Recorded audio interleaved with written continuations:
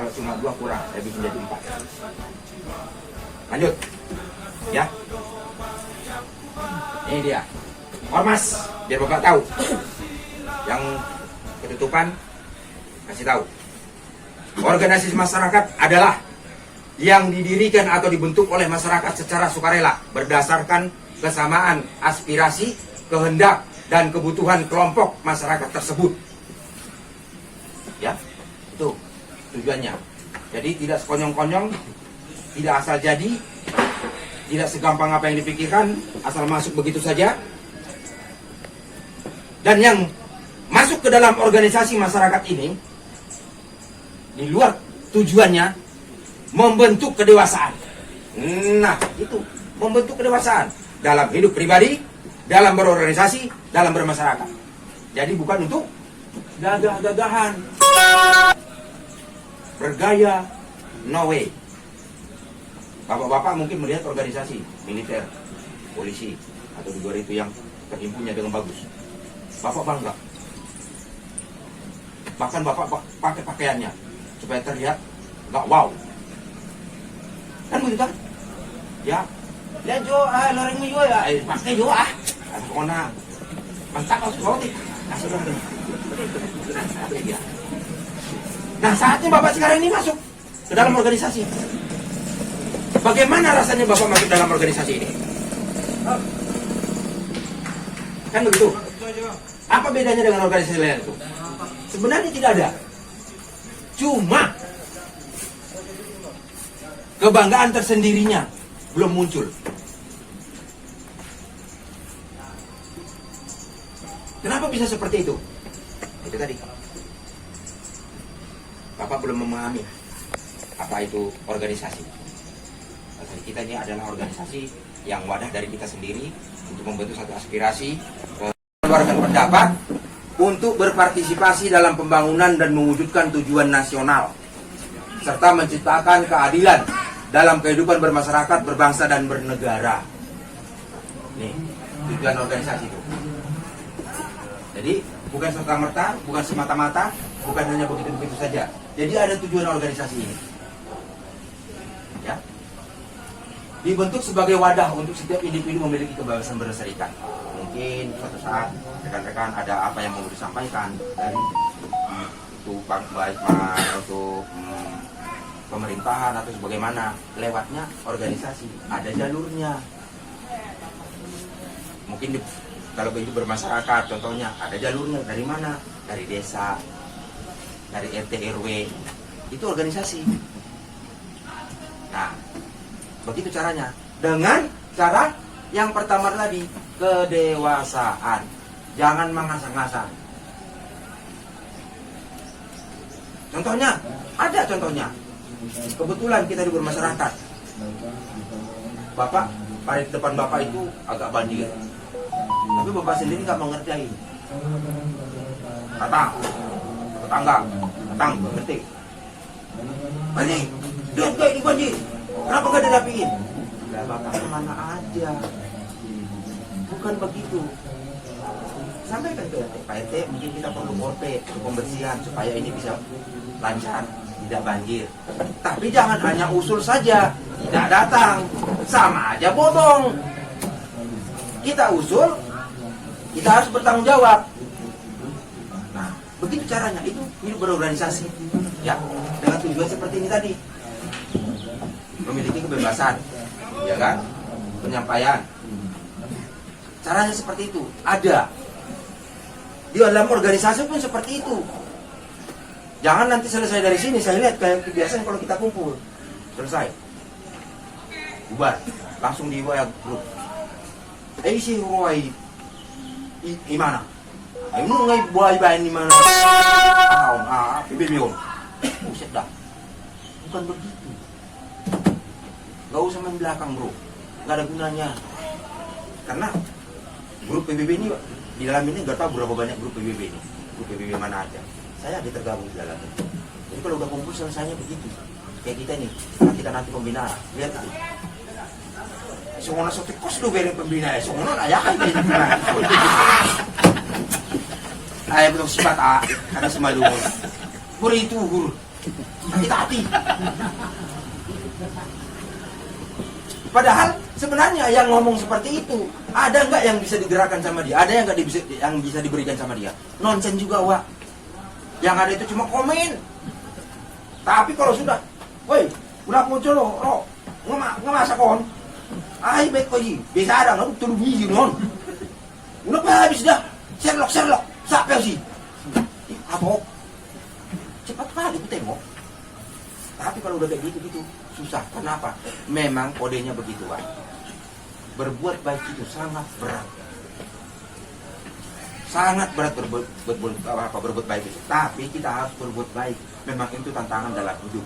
Supaya kita mampu menjalani hidup kita dengan baik. Tidak ada terkendala dalam kehidupan. Ya. Tujuan nasional, baik mewujudkan itu tujuan nasional. Tujuan nasional itu tujuannya bagaimana? Kalau ada nanti kegiatan apa yang bisa kita dukung, lewat organisasi PBB, kita akan dukung. Serta menciptakan keadilan. Salah satu faktor seperti itu. Keadilan itu bagaimana? Mungkin pada saat mungkin Idul Fitri, kita membantu mereka. Pada saat kita nanti Natalan, kita dibantu mereka. Itu sinergi yang bagus. Itu salah satu faktor. Jadi supaya rekan-rekan tahu. Jadi bukan serta-merta jadi wadah begini saja, kemudian dapat pakaian, hanya muncul begitu saja, enggak. Ini ada gunanya, supaya kita bisa menghargai pakaian yang kita pakai, kemudian baret yang kita gunakan. Jadi enggak sembarangan. Kalau Anda mencoreng itu, semuanya akan tercoreng. Jangan lihat dirimu sendiri, tapi lihat organisasimu. Karena di sini rata-rata kalau udah mulai ribut itu bawahnya apa? PBB. Lihat aja. Mau ribut sama siapa? PBB. Emang PBB nggak keok? Memang PBB nggak bisa dipenjarain? Penjara, Wak. Kalau sudah masuk ranah hukum.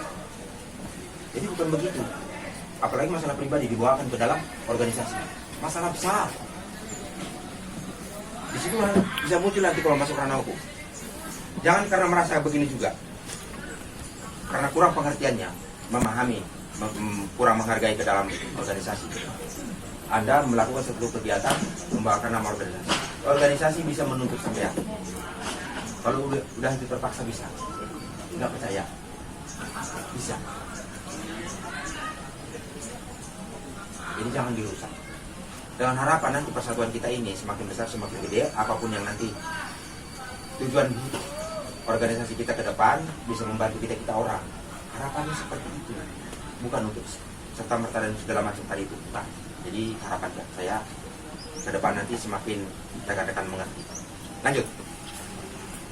Nah, ini dia fungsi organisasi. Fungsi organisasi masyarakat, penyalur kegiatan sesuai dengan kepentingan anggota dan atau tujuan organisasi. Ya, penyalur kegiatan sesuai dengan kepentingan anggota atau tujuan organisasi. Kegiatan kita apa? Ya,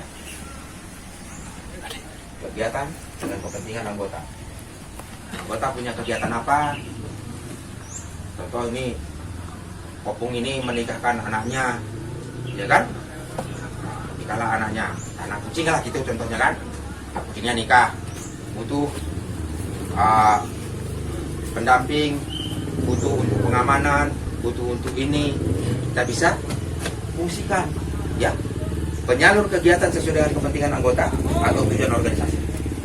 Salah satu faktor, ya kan? Kemudian tujuan organisasi untuk membesarkan organisasi, contohnya dalam bidang apa yang harus organisasi itu tuju, ya, kepentingan organisasi. Contoh kepentingan organisasi kita sebut. Bagaimana caranya ini pelebaran rekan-rekan untuk pembinaan segala macam bisa dilaksanakan, ya ini fungsi kawan-kawan di dalam itu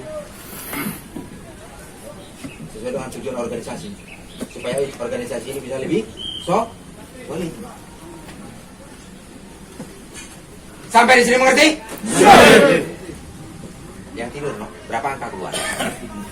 Di sini. Sebenarnya salah satu pemberdayaan masyarakat yang sifatnya positif ada. Kita ini banyak kegiatan yang di luar jangkauan, di luar kegiatan lain yang banyak istilahnya hanya wirawiri saja. Sebenarnya kalau organisasi ini ada pendana atau bagaimana, kita bisa buat model seperti itu. Contoh nggak jauh.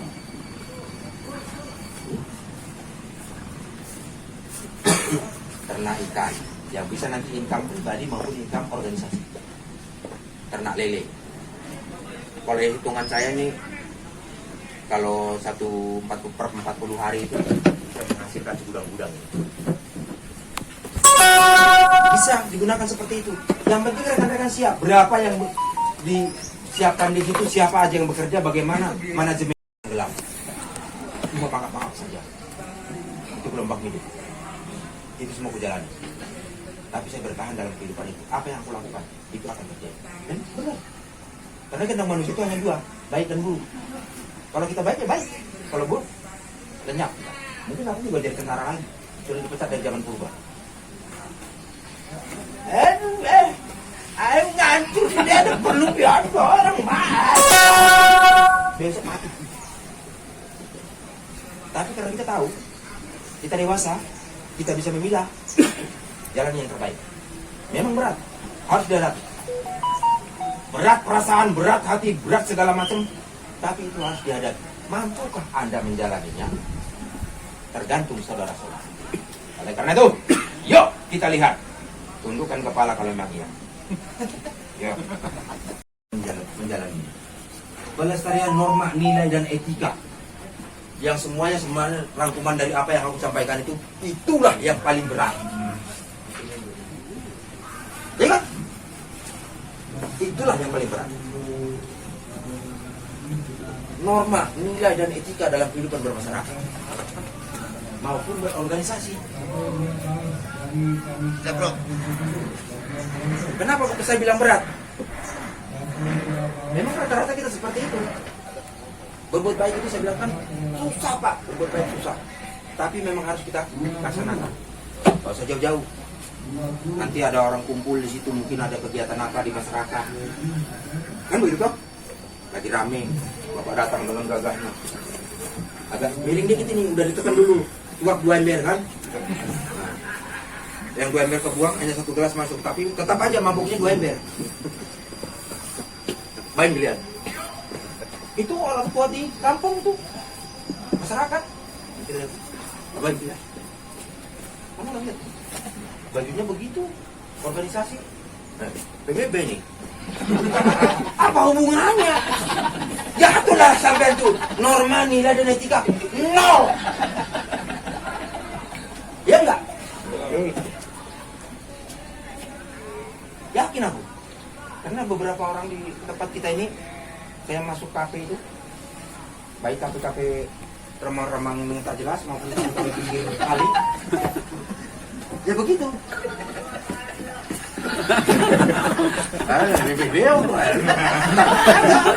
Talik jatuh norma, nilai dan etikanya belum. Yang satu, yang biasa aja nggak mabuk, itu kan? Itu kan indok kan? Indok kosong itu kan? Nggak mabuk. Kata siapa? Aku juga pemabuk dari zaman purba sampai purba pensiun mau pemabuk terus. Orang mabuk itu Pak tetap waras, tapi tenaganya enggak. Itu saja perbedaannya. Jadi kalau bapak-bapak bilang mabuk itu enggak waras, ku tebas batang lehernya. Kenapa? Ya aku mabuk juga kok. Tapi tak begini-begini aja enggak. Kalau udah berat, ya. Selesai. Enggak perlu aneh. Kalau bapak-bapak enggak. Si ho, padahal temennya mabuk. Si ho. Kafe dokan. Bukan temennya. Sih tuh ya. Kadang aci tuh. Terus gimana caranya coba? Karena Bapak tidak punya norma, tidak punya nilai dan etika. Itu jatuhnya Pak. Tapi kalau Bapak-bapak punya norma, nilai, etika, orang lain pun datang ke Bapak minum, ayo Pak silakan. Jangan juga dicolek dikit. Coba Pak nyobain, silakan Pak silakan. Nyobain aja beli kagak. Gak usah. Dibelikan sama waka segini. Ada, selalu aja. Ya, yang banyak kan kita seperti itu. Teman minumnya pun dibantai habis. Tak kenal dia. Mau apa minum itu langsung matanya langsung. Ya nggak apa-apa. Langsung buka matanya. Sama kawannya pun tak kenal dia. Nah, itu karena bapak-bapak itu tidak punya norma, nilai dan etika. Padahal maka ada, makanya saya bilang, oh saya itu pemabuk pak, mabuk. Bapak belum pernah minum baygon kan? Ada yang pernah minum baygon? Nah itu paling bapak minumnya apa? Kalau di Waka mungkin black label itu bapak ya, Sipas itu ya. Saya pak baygon. Ngeliat doang tapi nggak diminum.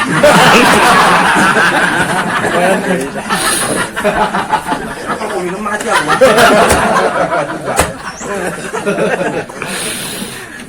Ini saking kepengen mabuknya pak, taruh cok baygon. Udah mabuk duluan. Belum diminum udah mabuk. Bapak nggak percaya taruh aja. Berani bapak minum. Jago. Kalau saya nggak ngeliat aja, ngeliat. Tapi tetap aku sadar pak, nggak lupa sama teman. Satu muncul lagi, betalikum.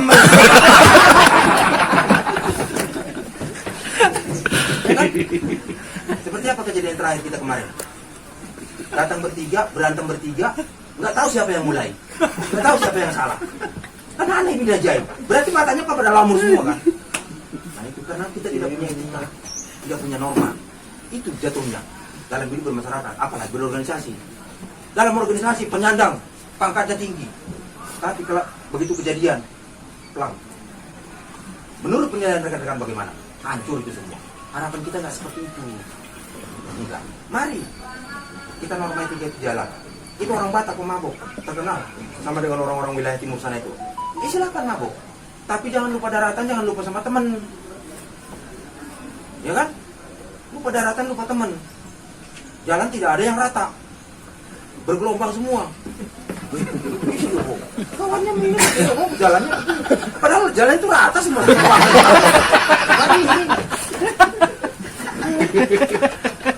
Kan perasaan kemarin udah semen juga ya makanya. Depannya itu aspal. Taruh polisi tidur. Tapi miring semua coba ya. Berarti dia main-main atau emang pimpinan? Bukan dibain-bain lagi, parah bain-bainnya gitu. Jadi makanya saya bilang, kita ini walaupun kehidupan kita dari sana sudah seperti itu, jangan ditonjolkan yang model seperti itu. Tetap kita konsisten dengan hidup kita sendiri. Silakan Pak. Bapak mau pakai dorongannya kadal sekaligus ditelan, ya kan? B1 lah kepalanya langsung dimasukin semua. Kan B2 sini tulang masuk semua nggak apa-apa. Minumnya langsung 1 ember begini nggak apa-apa. Tapi yang tetap udah goyang dikit. Mampu nggak pulangnya? Gue dulu mulai dong aja turun. Boy, oke. Kalau mampu silakan. Kalau enggak ya sih lihat di mana. Dia minta diantar. Jangan lupa daratan juga, jangan lupa kawan. Supaya ada etikanya. Ya kan? Jadi kita ini kadang kalau udah ngumpul, karena tidak punya etika, menjaga orang berantem ini yang paling susah karena nggak punya etika.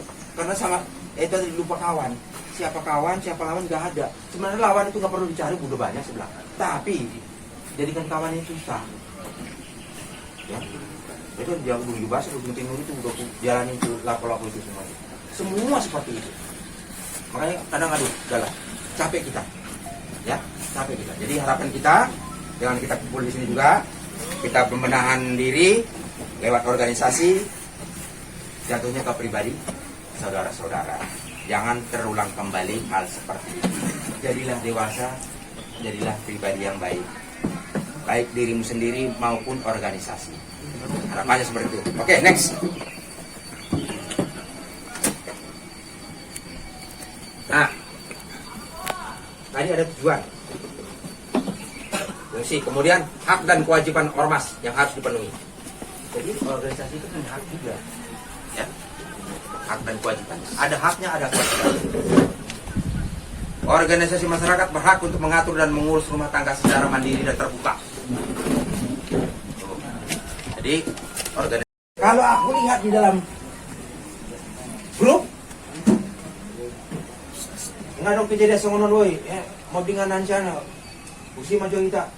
Ay guna nga ako songonon. Ay dang boy songonon. Ay kutan songonon.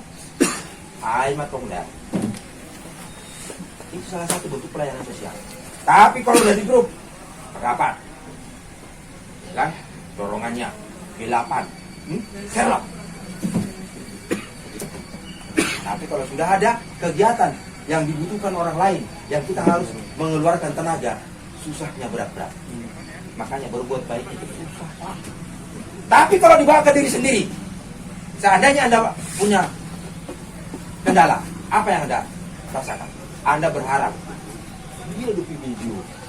Suara membela. Itu dia ada video.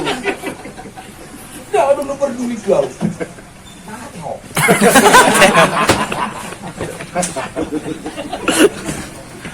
Iya enggak? Ya. Itu terjadi, iya enggak? Iya. Besok kumpul, ini kegiatan ini. Lagi sakit gigi aku, tapi itu sudah copot, sudah mati ketemu enggak nongol. Enggak nongol. Betul. Ini organisasi yang minta. Yang seharusnya kita besarkan, yang kita harus hargai. Enggak nongol, Pak. Murah di situ kan. Sandung dia. Jedot. Tiu, benjol kepalanya. Langsung Sherlock dia. Foto yang gede. Wang. Kirim semuanya. Biar orang nanya. Nggak ada yang komen. Suara orang apa? Sudah keluar PBB. Aku tanya, kau peduli nggak dengan organisasimu? Kau diminta datang aja nggak mau kok. Suruh datang aja kagak mau dikasih makan. Nggak nongol. Dikasih makan. Jadi imbal baliknya ada, Pak. Kalau kita bisa berbuat baik, seperti saya bilang tadi itu, jangan terhadap yang lain. Pada saat Anda dibutuhkan, ada. Pada saat Anda membutuhkan, orang pun ada untuk Bapak. Tapi jangan Bapak saat membutuhkan, maunya orang datang, saat Bapak dibutuhkan, Bapak angkat tangan, panjang mulut. Jadi ngemse dia. Ngobrol pesan. Pak, aku huting tunggu huting biau. Alamak, selesai kita. Harapan nilai gitu. Jadi ada imbal balik. Bagaimana kita berorganisasi, bagaimana kita menjaga organisasi, bagaimana dengan kita juga.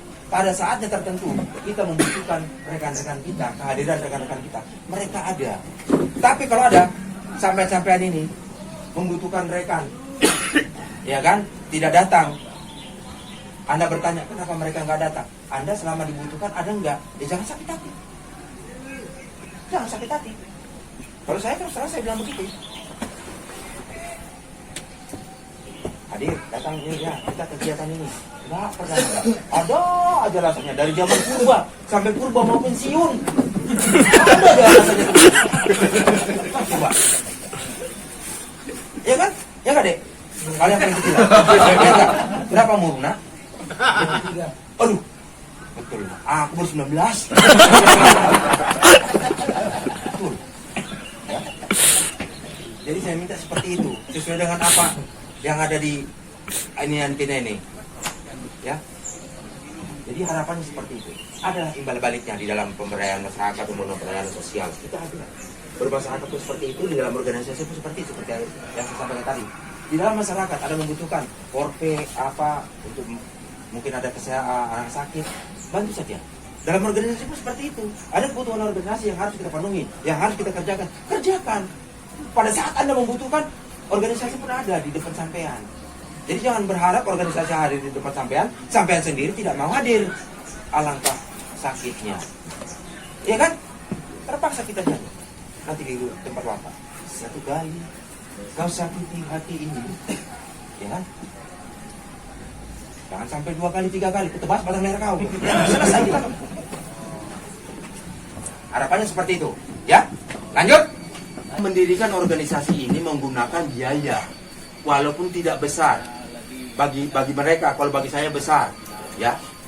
Bapak yang mengeluarkan dana. Kalau Bapak yang menghancurkan juga dengan norma-norma tadi itu, intelektual yang tidak ada, alangkah sedihnya dalam hidup. Bapak yang membesarkan kok. Bapak yang membuat, Bapak yang membesarkan. Jangan hancur. Gaya-gaya yang di luar norma-norma yang kita munculkan tadi, ya kan? Oh, kemudian perjuangan cita-cita dan tujuan organisasi. Nah, cita-cita dan tujuan organisasi udah jelas apa tujuan dan ke depan. Itu kita akan buat sinergitas yang lebih baik lagi. Makanya mulai pada saat sekarang ini kita melaksanakan kegiatan ini, begitu juga nanti selanjutnya tidak berjalan begitu saja hanya selewatan, tetapi ada kesan dan pesan yang tersirat dan tersurat di dalam hati bapak-bapak dalam organisasi ini. Nah, dengan harapan contoh nanti sebenarnya yang dibaret sama yang nggak dibaret harusnya udah ada di sini supaya nanti mengerti. Bapak menerima baret itu bukan sebaret sembarangan, bukan hanya gaya-gayaan. Itu tadi sudah saya bongkar. Jadi bukan habis itu selesai sampai rumah. Woi, besok bawa baret. Nak mau tadi baret tuh. Iya, orang lihat saya buat lah. Itu nggak main-main, Wak. Benar Pak. Betul kan? Aku juga nyarinya tadi. Nah, itu sudah. Tapi di bawah jok motor. Nah, itu terjadi. Jadi itu bukan sembarangan. Itu adalah identitas organisasi yang Bapak tahu. Yang Bapak gunakan itu identitas organisasi. Saya Pak dari zaman purba 32 tahun menjadi tentara, Green Beret, gagal. Wow. Begitu jatuh, plok. Jangan sampai. Ayah, kue, baik, tua dong ya. Banyak apa di sana. Tapi Bapak menghancurkan diri Bapak sendiri. Itu. Kalau Bapak sudah mulai seperti itu, Bapak tidak menghargai Bapak-Bapak ini yang punya baret, yang punya baju, yang organisasi yang Bapak bentuk sendiri, yang organisasi Bapak biayai sendiri. Itu loh Pak. Bapak kan nggak dibayar kan? Dibayar nggak? Nggak. Aku dibayar bro. Negara yang bayar. Dibayar, tapi nggak sembarangan. Karena tuntutannya ada. Nah, apalagi itu Bapak yang membesarkan. Jangan sembarangan, jangan bikin kacau. Hargai itu, hargai ini. Di situ aja. Ya. Melaksanakan kegiatan sesuai dengan organisasi. Nah, contohnya ini, saya bilang tadi, kembali lagi. Kita akan melaksanakan kegiatan itu pembekalan. Sepak terjang yang bergerak khususnya, terutama di bidang sosial, itu adalah menjadi memperkenalkan diri di bangsa ini.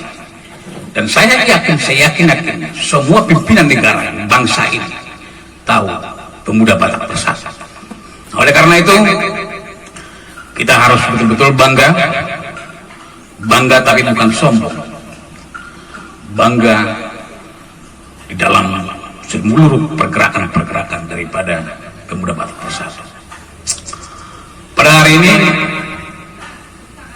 Bapak Pembina hadir di tengah-tengah kita dan memaparkan tadi begitu sistematis, ya, dari mulai apa itu organisasi sampai manfaatnya, kewajiban dan hak itu telah diberikan kepada kita, khususnya kepada Hankam. Nah, yang pertama saya sampaikan dalam perkembangan sekarang Pemuda Batak Persatu yang ada di beberapa daerah, yang walaupun saya sebagai penasehat DPC, namun pimpinan pusat selalu meminta masukan dari kita, dan saya bangga sebagai ketua DPC, penasihat DPC, tapi pusat memperhitungkan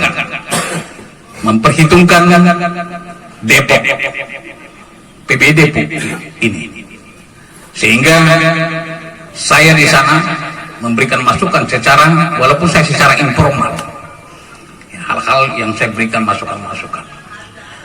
Nah, kita melihat perkembangan yang ada, khususnya di Sumatera Utara. Ini tentu sebagaimana yang diarahkan oleh Bapak Pembina tadi. Bagaimana kita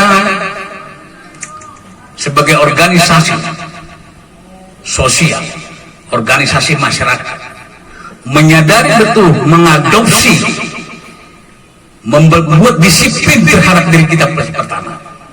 Disiplin yang kita bangun itu adalah kepada kepribadian kita pertama. Oleh karena itu sangatlah sia-sia kita bisa menjadi dihantam, ya, tidak bisa menerapkan kedisiplinan itu sebagaimana yang disampaikan oleh Bapak Pindad tadi. Pertama, disiplin daripada pribadi kita. Dan saya lihat pada hari ini, ya, walaupun memang bukan penampilan itu yang paling utama, tapi penampilan kita cukup bagus, ditambah lagi dengan adanya rambut-rambut yang tidak ada lagi gondrong lagi, khususnya di Hankam ini.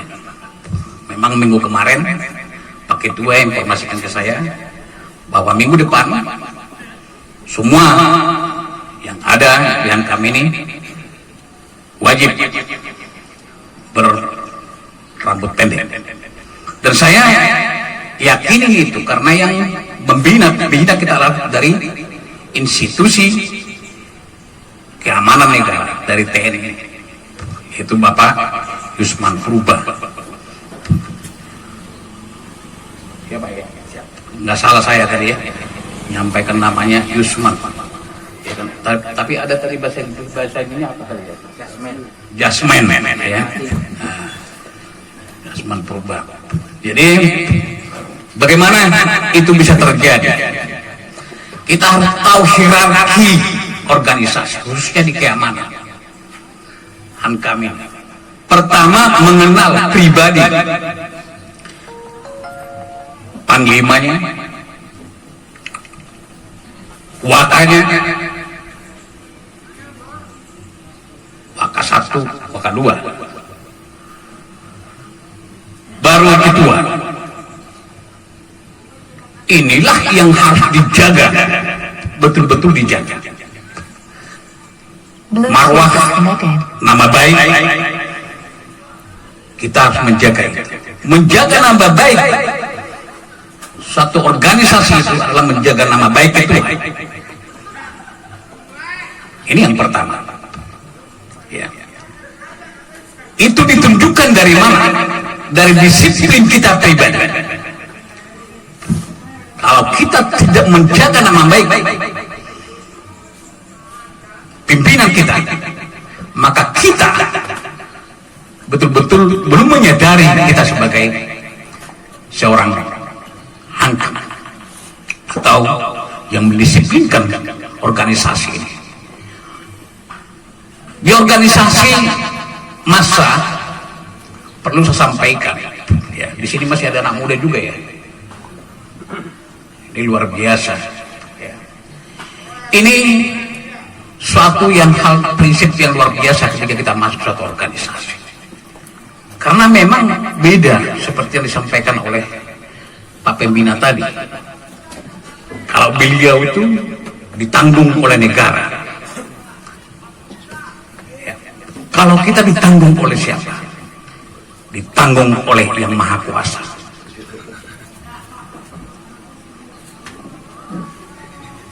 Kenapa saya katakan demikian?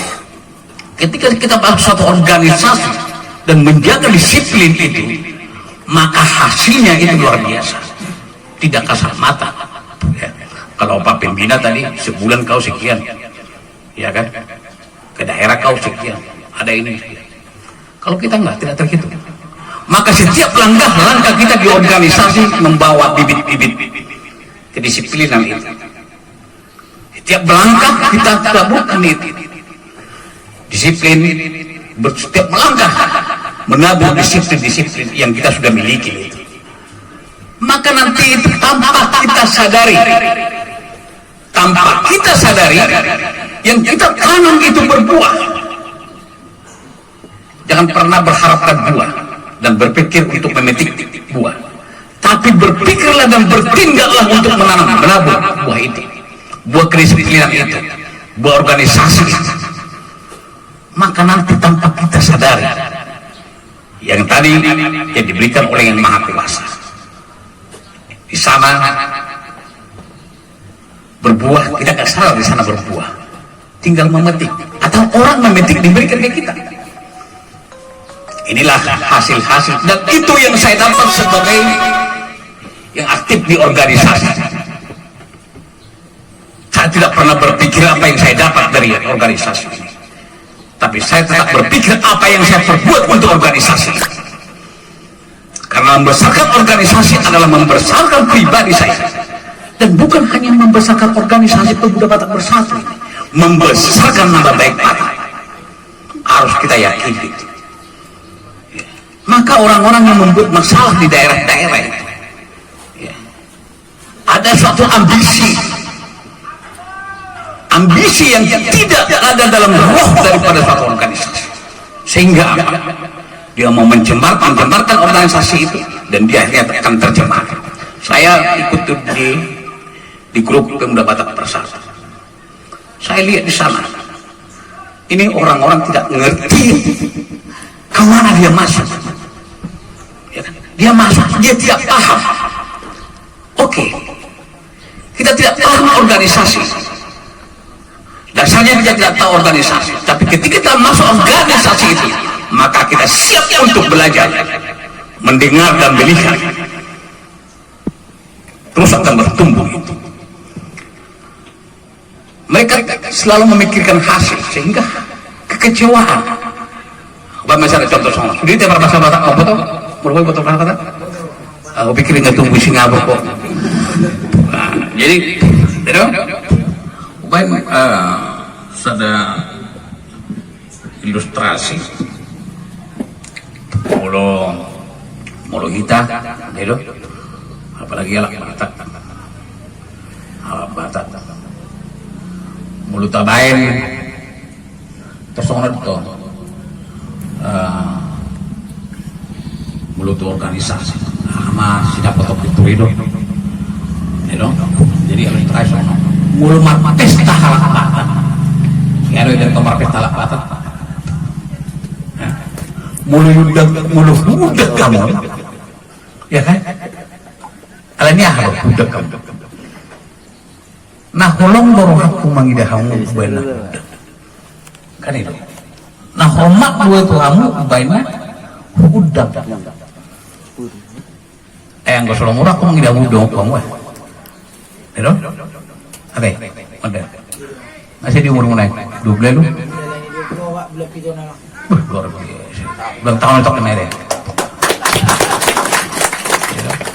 jadi mulu diundang nggak usah ada pesta itu las mal hak tuh itu kolong dulu kan amang ide alani batu dua maholokku itu nama pestai udah ngeles sudah mau jampar baru betul ibadah apa pero berpikir deh ibadah mungkin lupa di kapal kubes naik